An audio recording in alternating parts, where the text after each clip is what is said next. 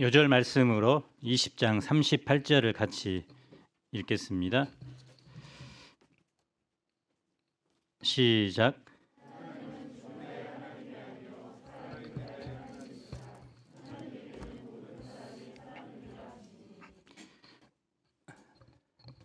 난 하나님을 믿어, 이렇게 말하는 사람이 많습니다. 그런데 말과 삶이 다릅니다. 믿는 하나님이 다르기 때문입니다. 어떤 사람은 죽은 자의 하나님을 믿고 어떤 사람은 살아있는 자의 하나님을 믿습니다. 그래서 어떤 하나님을 믿느냐에 따라 삶이 달라집니다. 우리는 어떤 하나님을 믿습니까? 종교 지도자들이 예수님의 말을 책잡아 총독에게 고소하고자 정탐들을 보냅니다. 그들은 스스로 오인인체하며 달콤한 말로 예수님을 칭찬합니다. 선생님, 당신은 거짓이 없습니다. 참된 것만 말씀합니다. 사람을 외모로 평가하지도 않습니다. 그들이 말한 대로 예수님은 그 입에 거짓이 없는 분입니다. 외모로 사람을 취하지 않습니다. 하나님의 진리가 그 속에 충만합니다. 문제는 이들이 정말 예수님을 그렇게 생각했는가입니다. 누군가 나를 이유 없이 칭찬한다면 방심하지 마십시오. 그 뒤에 날아오는 회심의 일격을 조심해야 합니다. 그 한 방이 무엇입니까? 22절을 읽어봅시다. 시작.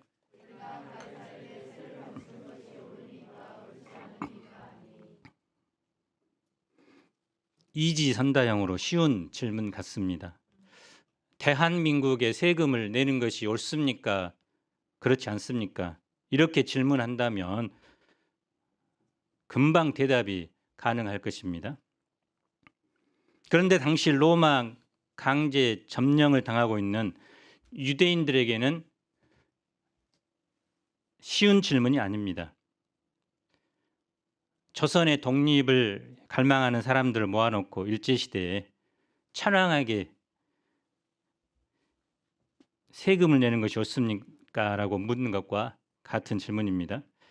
유대인은 로마의 지배 아래 소득의 약 30에서 40%를 국가에 바쳤습니다.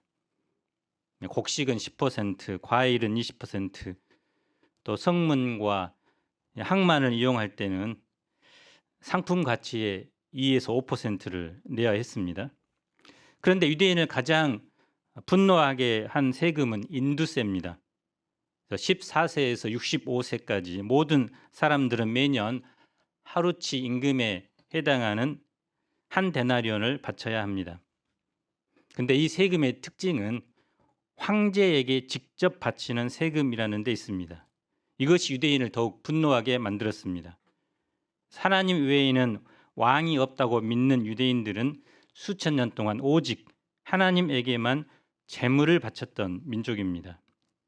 십계명의 제1계명이 무엇인지 아시죠? 너는 나 외에는 다른 신을 내게 두지 말라. 하나님만 섬기라는 것입니다.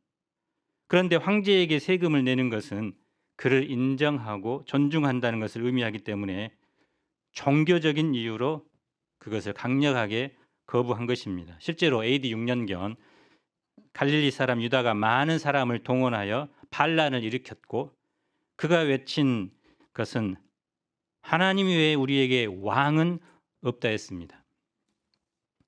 종교 지도자들은 당시 가장 뜨거운 이슈를 건드린 것입니다. 이 문제로 목숨을 걸었던 문제, 또 유대 사회에서 찬반으로 의견이 분분했던 뜨거운 감자를 예수님께 들고 나온 것입니다. 예수님이 세금을 바치는 것이 옳다고 한다면 많은 사람이 기대하는 메시아가 하나님만 섬기라는 계명을 무시하고 가이사 황제를 두려워하여 겁쟁이 같은 대답을 한다고 비난할 것입니다. 예수님이 세금을 바치는 것이 옳지 않다고 말한다면 그 말을 책 잡아서 반란을 꾀하는 범죄자라고 총독에게 고소할 것입니다. 예수님은 그들의 관계를 아셨습니다.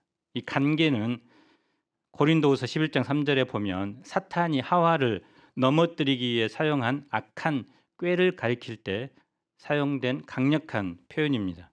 그래서 그들의 의도는 악하고 교묘했습니다. 그래서 예수님은 옳다 또는 아니다라고 대답하지 않고 먼저 그들에게 이렇게 요구합니다. 데나리온 하나를 내게 보이라. 그들이 가져오자 또 이렇게 질문합니다. 누구의 형상과 글이 여기 있느냐? 그들이 대답합니다. 가이사의 것이니이다. 성전 앞에는 가이사 티베리우스 얼굴이 새겨져 있고 티베리우스 가이사 신성한 아우구스투스의 아들이란 문구가 적혀 있습니다.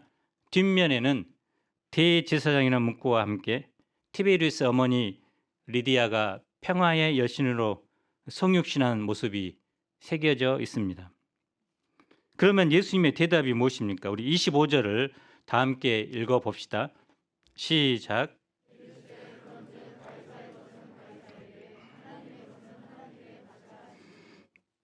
예수님은 먼저 가이사의 것은 가이사에게 바치라라고 말씀합니다. 가이사가 요구하는 세금을 내라는 것입니다. 세상 정부를 인정하는 것입니다. 이 가르침은 후에 사도들이 전수받아서 서신서에서 반복해서 가르칩니다.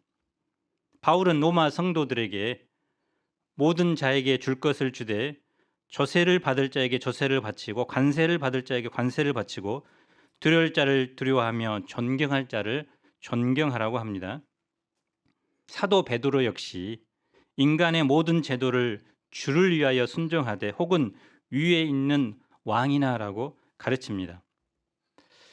그래서 인간의 제도나 국가의 처벌이 무서워서 그렇게 해야 할까요? 사람을 두려워하여 이렇게 하라고 하신 것이 아닙니다. 베드로는 주를 위하여라고 주를 위하여 순종하라고 했고 바울 역시 모든 권세는 다 하나님께서 정하신 것이고 권세를 거스르는 것은 하나님의 명령을 거스르는 것이라고까지 주장합니다. 하나님이 그 권세를 세우신 분이기 때문에 하나님을 경외하는 마음으로 그리하라는 것입니다. 하나님은 악한 왕이나 선한 왕을 세우셔서 당신의 주권적인 뜻과 계획을 이 땅에 이루십니다. 그래서 구속 역사와 더불어서 세속사도 하나님께서 섭리하십니다.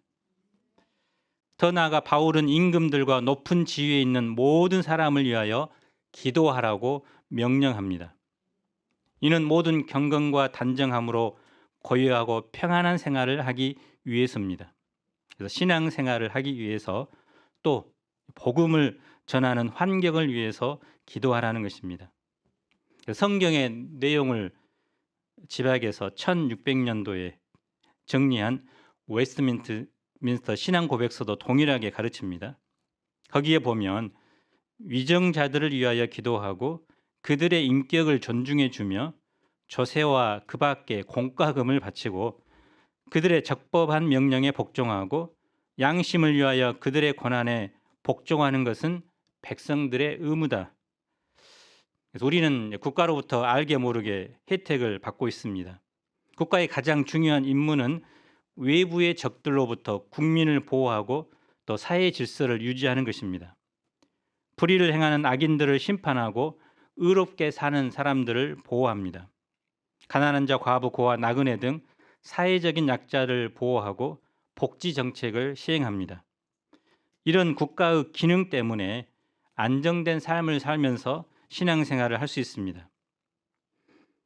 그런데 국가에 대해 무조건적인 지지를 해야 할까요? 그렇지는 않습니다. 그리스도인에게는 시민 복종과 시민 불복종의 원리가 동시에 적용됩니다. 성경에서도 세례 요한과 예수님도 부패하고 타락한 당시 지도자들을 보면서 책망했습니다. 그래서 통치자와 정부가 하나님의 뜻에 거슬러 국정을 운영할 때는 담대하게 그것에 반대하고 또 겸손히 그것을 비판하며 때로는 순종을 거부할 수 있어야 합니다. 그래서 직장 상사가 탈세를 위해서 회계 장부를 속이는 것을 요구한다면 어떻게 해야 합니까?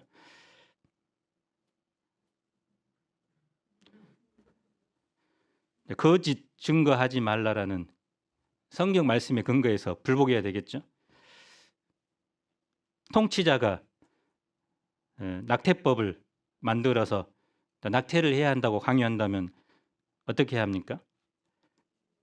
우리는 더 높은 권세에 순종하기 위해서 불복하는 것입니다.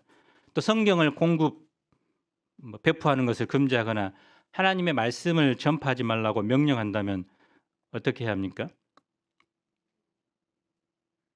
사도행전에도 권력자들이 예수의 이름으로 전하지 말라 했을 때 어떻게 했습니까? 그것에 대해서 순종하지 않았죠.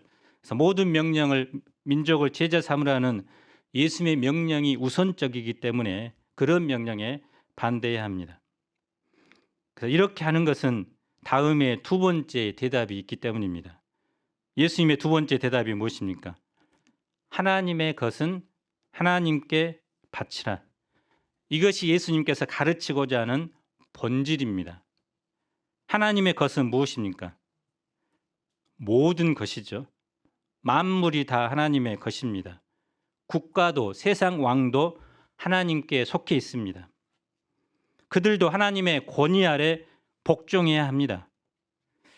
가이사 형상이 그려진 동전을 가이사에게 바쳐야 한다면 더구나 하나님의 형상이 새겨진 인간은 누구에게 바쳐야 할까요? 하나님께 바쳐야 합니다. 내 모든 삶이 다 하나님께 속한 하나님의 것이라는 분명한 진리를 알아야 합니다. 그래서 바울은 로마서 12장 1절에서 이렇게 말합니다. 너희 몸을 하나님이 기뻐하시는 거룩한 산 제물로 드리라고 말합니다. 그래서 일주일에 하루 예배 드리는 삶이 아니라 매일매일의 삶을 하나님께 예배로 드리라는 것입니다. 우리의 시간, 재물, 재능 모든 것이 다 하나님의 것이기 때문에 먹든지 마시든지 무엇을 하든지 다 하나님의 영광을 위해서 해야 합니다. 구체적으로 적용한다면 소득의 11조를 드리는 것입니다. 그래서 물질의 주인인 하나님께서 먹을 것, 입을 것을 주셨다는 것을 인정하고 감사함으로 기쁨으로 드려야 합니다. 또한 모든 날이 주님의 날이지만 그중에 주일을 특별히 구별하여 하나님을 예배하는 날로 우선적으로 드려야 합니다. 내가 속한 가정, 캠퍼스, 직장에서 일을 하든지 공부를 하든지 설거지를 하든지 이 모든 것을 하나님의 영광을 드러내는 도구로 사용해야 합니다. 예수님의 지혜로운 대답은 모든 사람을 침묵하게 만들었습니다. 이제 부활이 없다고 주장하는 사두개인들이 등장합니다. 그들은 대제사장 사독의 후손들로 불리지만 실제적으로 그런 사람들이 아닙니다.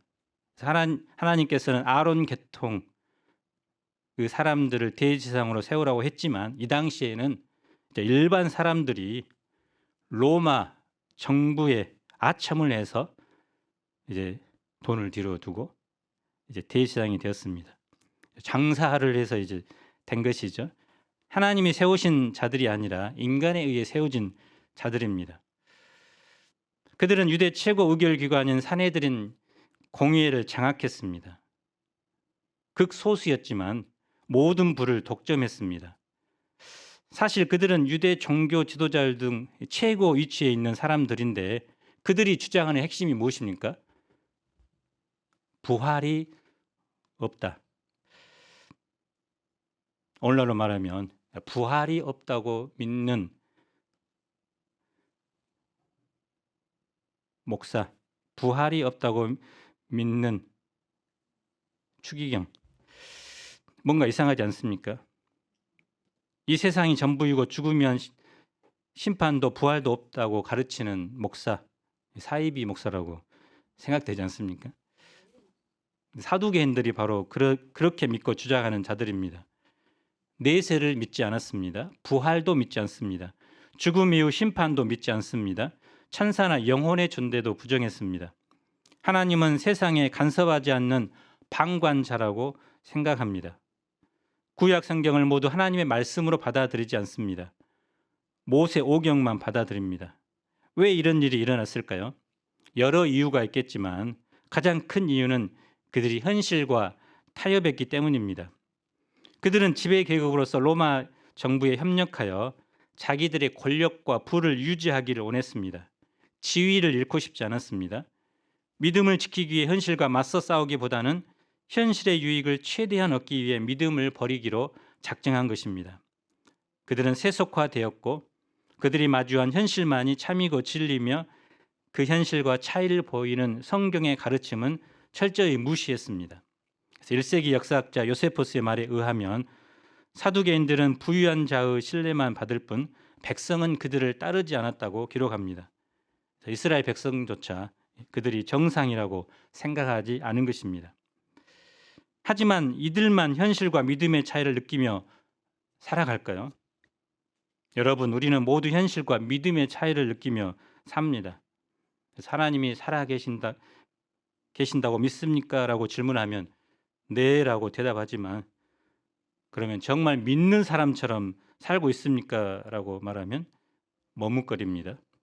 그래서 오늘날 부활을 믿지 않는 성도, 이 세상이 전부라고 생각하는 천국 백성, 죄를 지어도 상관없다고 주장하는 거룩한 백성, 하나님은 내 삶에 상관하지 않는 방관자로 여기는 그리스도인, 돈, 명예, 권력, 직분, 직위 등을 지켜내는 것이 가장 중요한 일이라 생각하는 예수님의 제자들이 많습니다. 그런 사두개인들이 이렇게 질문합니다. 28절을 읽어봅시다. 시작.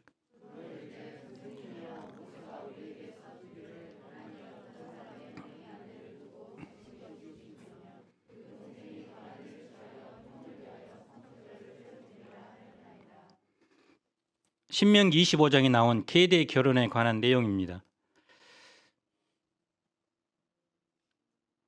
어떤 사람이 형의 아내를 두고 자식이 없이 죽으면 그 동생이 아내를 취하여 형을 위해 아들을 낳고 그 아들에게 죽은 아버지의 이름을 붙여주고 그 아버지에게 속한 재물과 땅을 물려받게 하여 후손이 끊어지지 않게 하는 율법입니다. 그들의 질문은 극단으로 흘러가죠. 7형제가 있는데 큰형이 아내를 취했다가 자식이 없이 죽습니다. 그 둘째와 셋째가 형수와 결혼합니다. 나중에는 7형제가 다 결혼하는데 자식이 없이 죽습니다. 그 후에 그 여자도 죽습니다.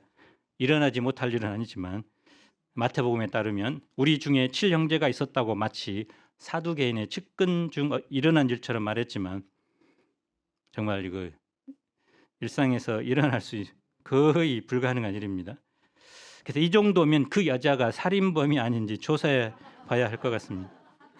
실제로 유명한 랍비 가말리엘은 남편을 3번 연속 잃은 경우 아내가 남편을 죽인 것으로 추정하기 충분하다고 주장했습니다. 또 랍비 하나시도 2번만 남편을 잃어도 의심할 수 있다고 말했습니다. 사두개인이 이렇게 극단적인 예를 든 이유는 다음의 말을 하기 위해서입니다. 33절을 같이 읽어봅시다. 시작.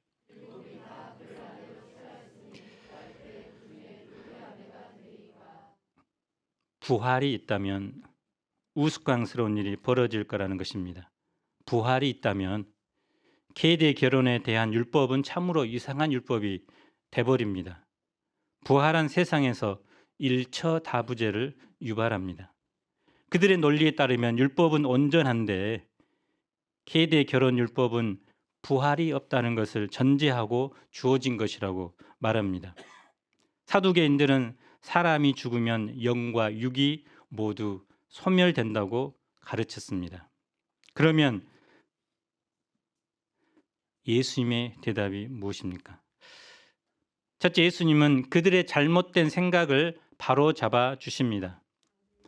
예수님은 이 세상과 저 세상은 차원이 다르다고 말씀합니다. 이 세상에 사는 우리는 늙고 죽기 때문에 나와 같은 동일한 종족을 보존하고 번식하기 위해 장가가고 시집갑니다. 오늘날은 그것조차 하지 않습니다. 그러나 저 세상에서는 천사와 같이 불멸의 존재가 됩니다. 더 이상 시집가고 장가갈 필요가 없이 나라는 존재 자체가 영원히 삽니다. 부활 후 저 세상에서 우리는 누군가의 남편이나 아내가 아니라 오직 그리스도의 신부로 삽니다. 우리는 누군가의 아버지나 어머니가 아니라 하나님의 자녀로 삽니다. 늙지 않고 썩지 않고 고통받지 않고 슬픔과 죽음, 불행, 죄가 전혀 없는 상태로 최고의 행복을 누리며 영원히 삽니다. 둘째, 예수님은 성경이 부활을 증명하고 있음을 보여주십니다. 37절을 읽어봅시다. 시작.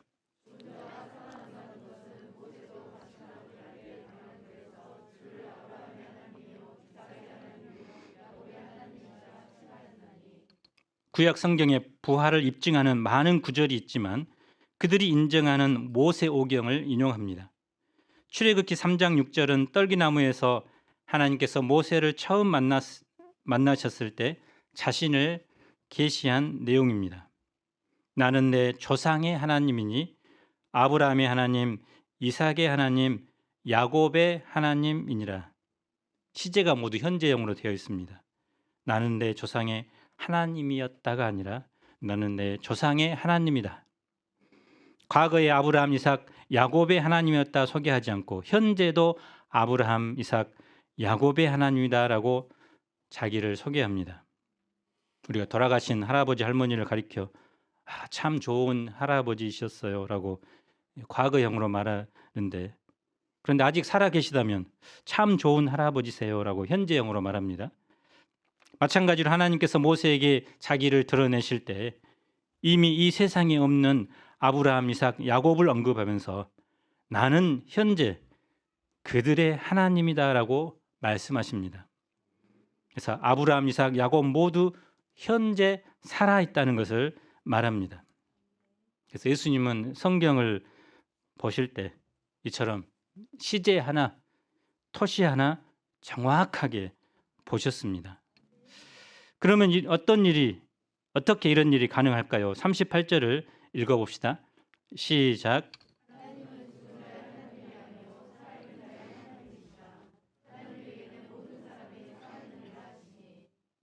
아브라함과 이삭과 야곱은 죽은 사람입니까? 죽은 사람이죠. 그러나 그들은 하나님께서 보실 때는 죽은 사람이 아니라 살아있는 사람입니다.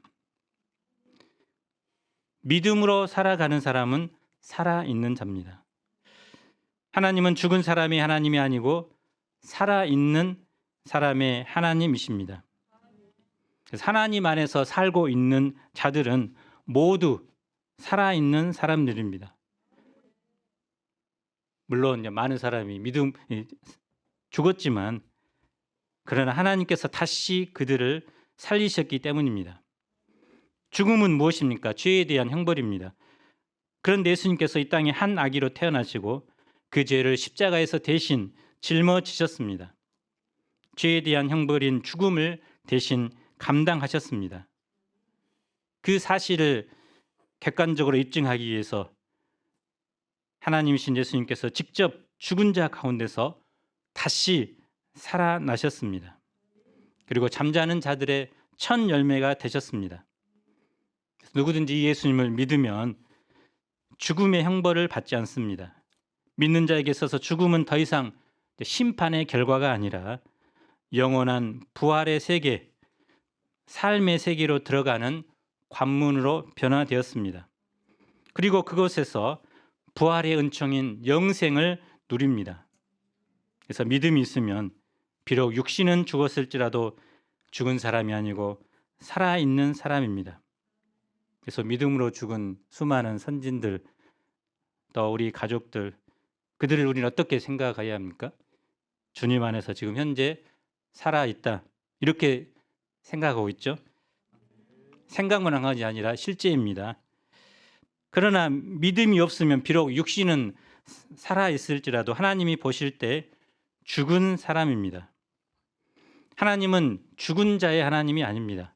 하나님은 살아있는 사람의 하나님이 되시기를 기뻐합니다. 유명한 알렉산더 대왕이 죽은 후에 그리스 제국은 네 개로 분할됩니다. 그 중에 하나가 셀류코스 왕국인데 유명한 안티오코스 4세 에피파네스가 주전 2세기에 예루살렘을 정복합니다. 그는 안식일, 절기, 번제 그리고 할례 등을 금지합니다. 율법사를 태우고 돼지고기를 먹도록 강요합니다. 성전에 제우스 신상을 세우고 절하도록 합니다. 그래서 이 명령에 많은 유대인들이 순종하지 않겠죠. 대표적인 인물이 7 아들과 그 어머니입니다. 왕은 그들을 협박합니다. 너희가 돼지고기를 먹기만 하면 살려주겠다. 하지만 첫째 아들은 거부합니다. 그래서 왕은 그의 머리 가죽을 벗기고 두 팔과 양 다리를 자릅니다. 왕은 다시 묻습니다. 돼지고기를 먹으면 살려주고 먹지 않으면 죽일 터인데 어떻게 할 것인가? 그래서 첫째 아들은 하나님을 택하고 그 결과 죽음을 당합니다. 그래서 둘째, 셋째, 넷째 아들 역시 죽음을 선택합니다. 넷째는 죽으면서 왕에게 말합니다. 나는 지금 죽어서 하나님께 가서 다시 살아날 희망을 품고 있으니 기꺼이 죽는다. 그러나 너는 부활하여 다시 살 희망은 전혀 없다. 그래서 이렇게 6 아들이 모두 죽습니다. 막내와 그 아들 어머니만 남습니다. 근데 어머니가 막내에게 이런 말을 합니다. 너희가 어떻게 내 뱃속에 생겼는지 나는 모른다. 너희에게 목숨을 주어 살게 한 것은 내가 아니며 또 너희의 신체 각 부분을 제자리에 붙여준 것도 내가 아니다.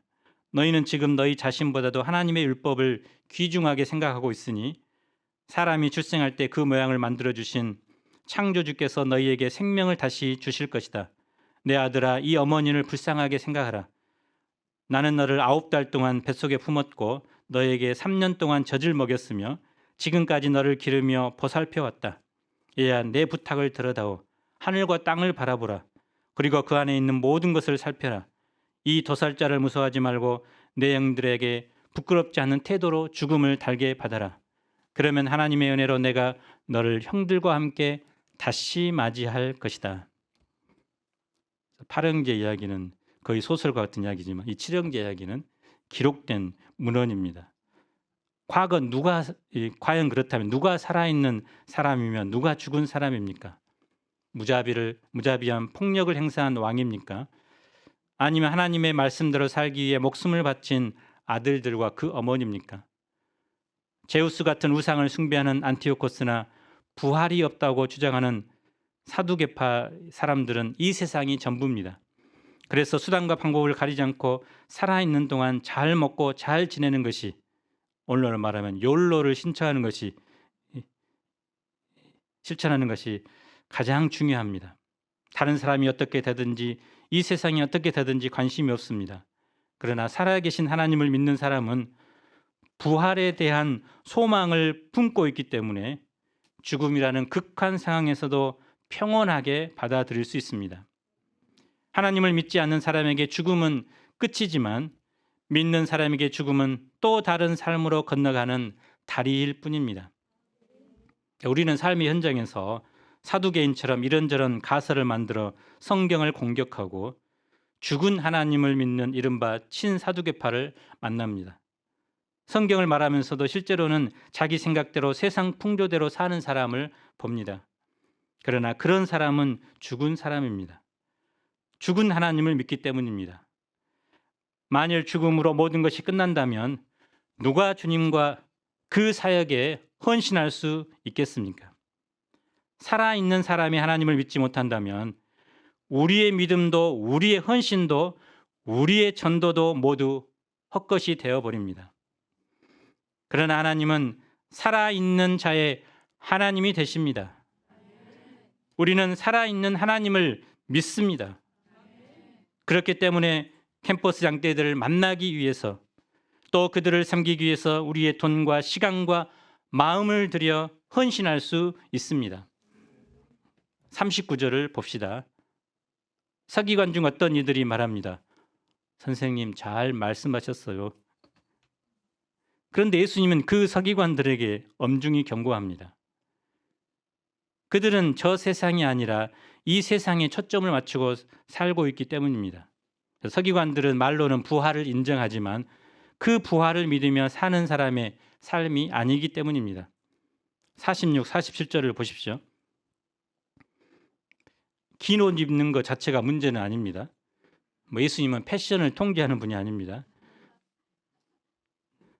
긴 옷은 스토리라고 불리는 옷으로 사람들이 보기에 화려할 뿐만 아니라 종교적으로 성스러운 보이는 옷입니다. 또 그들은 시장에서 자신을 알아보고 라삐여, 주여, 아버지여 이렇게 부르는 소리를 듣고 싶었습니다. 회당의 높은 자리, 잔치의 윗자리를 좋아했습니다. 한마디로 사람에게 인정받기를 원했습니다. 그들은 하나님의 영광보다는 자기의 영광을 드러내기 위해 신앙생활하는 자들이었습니다. 한마디로 외식하는 사람들이었습니다. 예수님은 복음서에서 외식하는 이들을 분노하시며 책망하셨습니다. 그래서 우리가 가장 경계할 것은 바로 외식입니다. 사람에게 보이는 신앙입니다. 뿐만 아니라 그들은 보호해야 할 과부를 함부로 대하고 그들의 가산을 삼켰습니다.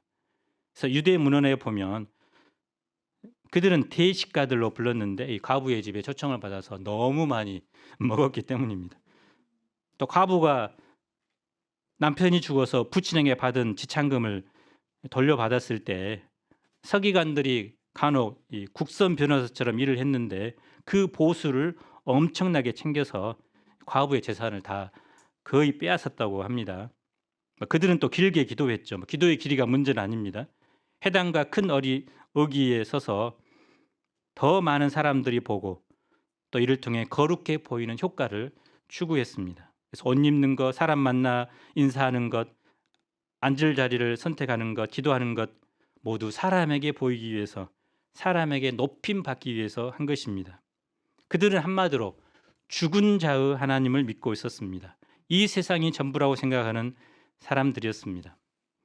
그러면 예수님은 마지막으로 살아있는 하나님을 믿는 사람의 예를 보이십니다. 21장을 보십시오. 예수님께서 부자들과 어떤 가난한 과부가 헌금 넣는 것을 보셨습니다. 부자가 헌금할 때 동전이 막 쏟아지는 소리가 요란했습니다.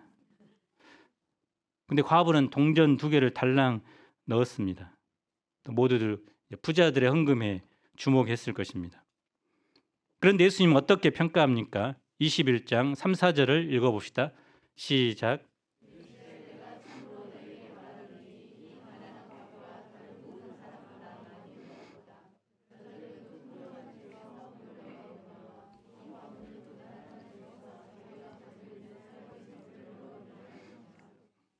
여기 보면 예수님의 평가 기준은 액수가 아니라 소유 가운데 바친 비율입니다.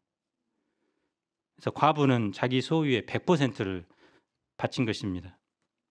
헌금의 가치는 양이 아니라 질입니다. 부자는 헌금함으로 희생할 것이 별로 없었지만 과부는 헌금함으로 또다시 돈을 벌 때까지 먹을 것이 없더라도 하나님께 모두 드리기로 작정한 것입니다. 헬라어 원문에는 자신의 모든 생명을 드렸다라고 말합니다. 자신의 생명을 하나님께 바친 것과 같습니다. 하나님의 형상으로 새겨진 자기를 하나님께 온전히 바치는 삶을 살았습니다. 살아있는 하나님은 믿는 사람이 모든 것이 하나님의 것이기 때문에 자신의 모든 것을 주님께 드리기를 원하십니다.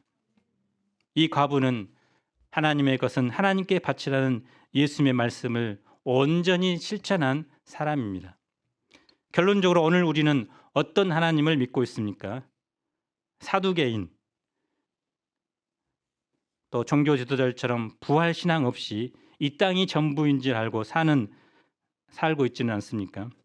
이런 사람은 죽은 자입니다. 하나님은 그런 죽은 자의 하나님이 아닙니다. 하나님은 살아있는 자의 하나님입니다. 믿음으로 사는 자, 부활의 신앙을 가지고 사는 자의 하나님입니다. 우리가 살아있는 하나님을 믿는 자로서 과부처럼 자신이 가진 생명, 재능, 물질을 적극적으로 주님께 드리는 그런 삶을 살아야 되겠습니다. 여절 말씀으로 20장 38절을 같이 읽고 마치겠습니다. 시작.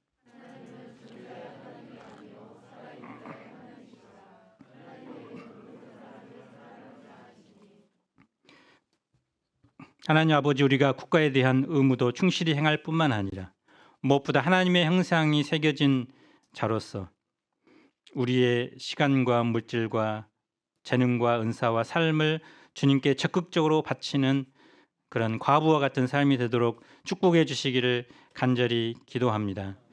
예수님 이름으로 기도합니다. 아멘.